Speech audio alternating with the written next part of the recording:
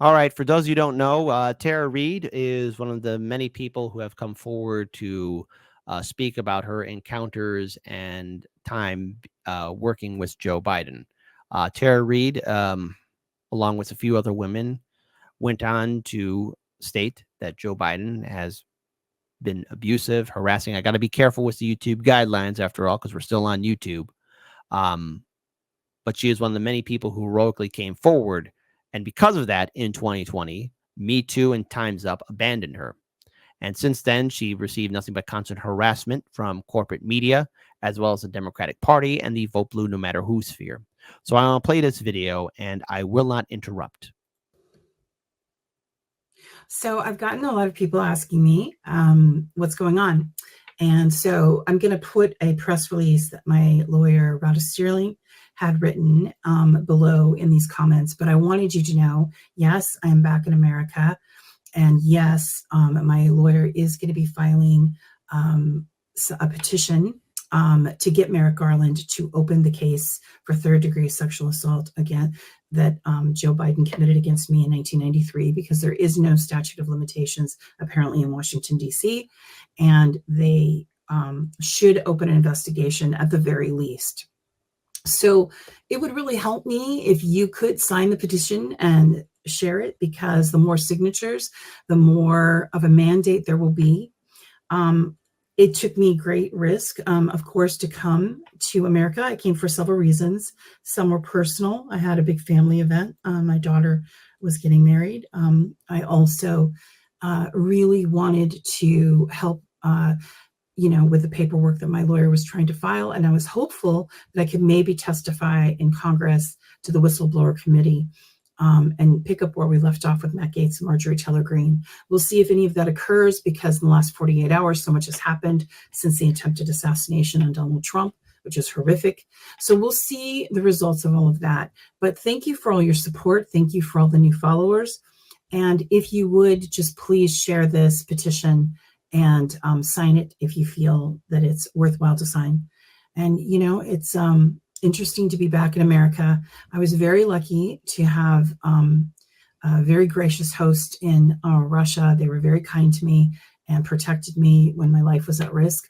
And now the many people that had said, what was I scared of? Now, after seeing what happened to Trump, now do you understand why I felt I had to leave the country and why I was feeling such at risk when my life was being threatened? And I didn't have any, special security protecting me or anything like, or the resources to do that. So it was quite a scary time. So I was very lucky. And Moscow, Russia is beautiful.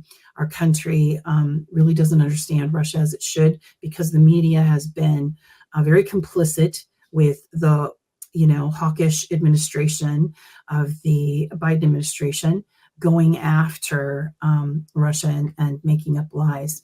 Moscow and Russia is very beautiful. The Russian people do not want to be our enemy, and it was a very good place to be safe. Now I'm back in America for a time to try to move the case forward, and I hope that I can get your support. Back in 1993, I had filed a report that's been sealed in the University of Delaware. So I am hoping that there will be an investigation, and I'm also hoping that my story will be heard without me being attacked by the Democratic troll farms and those who have interests in protecting Biden. He was my monster, and now he's become the whole world's monster. And 2 days ago, after this, Trump had suffered from lawfare and almost being put in jail by the Democratic Party, then he was almost assassinated. Now, whether the Democratic Party surrogates were directly involved or the media, it doesn't matter. They were using rhetoric that was quite violent that got someone to take action with such a violent way. And we don't need that in our country. And I'm just going to say it flat out. It was wrong the way Donald Trump, the former president, was treated by the Democratic Party elites and by Joe Biden and his cohorts. But they will go to whatever ends necessary to keep their power. And my case is an example of that. And No one should have to live in fear, and that's why I decided to come back. We have to keep fighting. We have to keep going. We have to keep pushing back, or we will never have any inkling of a democracy. It will be lost to these warmongers. So with that, again, I thank you for your support, and I will keep you informed of how my case goes forward, if it goes forward. So let's move on, and hopefully let's get a different outcome in our election this year. I didn't want to pause or interrupt. That was her 4 minutes and 43 seconds. Folks, I want to ensure you guys that this original video, as well as the petition link, will be in this clip video. This is the petition right here. No man is above the law. It's already got 2,809 signatures. Folks, if you haven't done so already, please sign the petition. I posted a link in the live stream chat, and it's pinned up there as well. We have about 251 beautiful people watching us live. If you haven't done so, please check it out if you wish to support it. Now, look, again, I believe that everyone must face due process. That's the thing. We do have a system of rules and laws. I know, controversial statement to say that. But I, for one, salute Tara Reade and her bravery to step forward. So many people vilified her, especially during the 2020 election. So many people turned her into this pariah. And all she did was come forward. Now, last I checked, Me Too and Time's Up told everybody to believe all women. But however, because it was an election cycle and many people were suffering from Trump derangement syndrome, they quite clearly lost their ability to think critically. I want to pull this up. This is a video blast from the past, and I want to give a huge shout out to my audience, because without all of you, Hardlands Media would not exist. But when y'all send me stuff, I pay attention.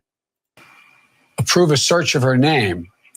Yes, and reveal anything that might be related to Tara Reade in the University of Delaware records. There is nothing. They wouldn't. They're not there. And if they, if it's, I don't understand the point you're trying to make. The point I'm trying to make is that personnel records by definition. Now, this was Joe Biden in 2020, just so all of you are aware. So that's why he sounds a little bit more coherent. But even then, it's abundantly clear that there was something wrong with Joe Biden. And you could see him squirming. There's nothing. They wouldn't. They're not there. And if they, if it's, I don't understand the point you're trying to make. The point I'm trying to make is that personnel records by definition. The point I'm trying to make is that you are approving and actually calling for a search of the National Archives records of anything pertaining to Tara Reade. I'm asking, why not do the same in the University of Delaware records, which have raised questions because they were supposed to be revealed to the public and then they were sealed for a longer period of time. Why not do it for both sets of records?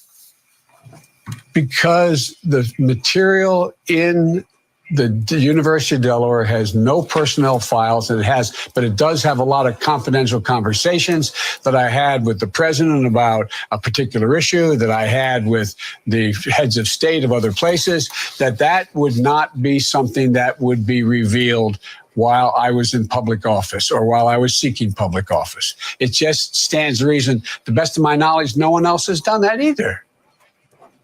I'm just talking about her name, not anybody else in those records. A search for that.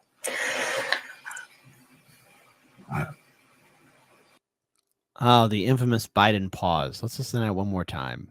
Not anybody else in those records. A search for that.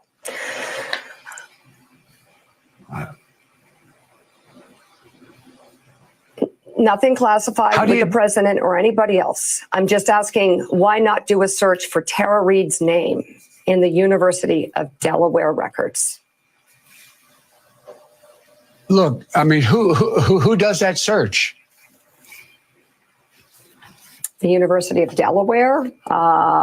Perhaps you set up a commission that can do it. I don't know. Whatever is the fairest way to create the most transparency.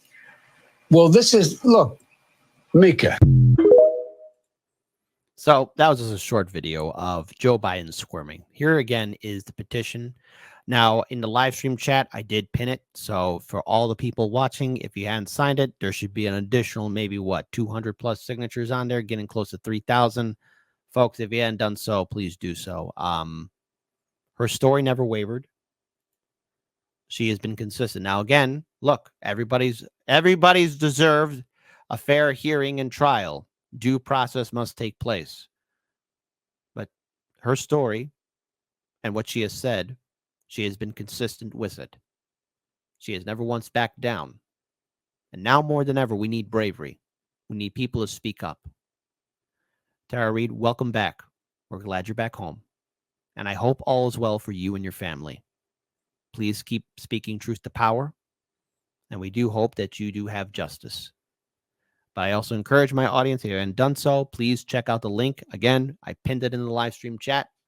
And yes, this link will also be available in the comments section as well when I clip this video. If we're going to build a better future, we need people to be brave and speak out. So thank you for continue speaking out and never back down. And folks, just remember, in Washington, D.C., there are a lot of scumbag individuals. Many of these politicians must be held accountable, and we need to break this corrupt system because the abuse is ongoing. The corruption is ongoing. And all these politicians react the same way when they're finally confronted. They squirm and they get angry. Just like in that video I played of Joe Biden squirming and getting angry. Because that's all what they can do. That's all what they're capable of. Because finding an honest politician in Washington, D.C., you're better off finding the city of Atlantis. Keep fighting the good fight, Tara Reade.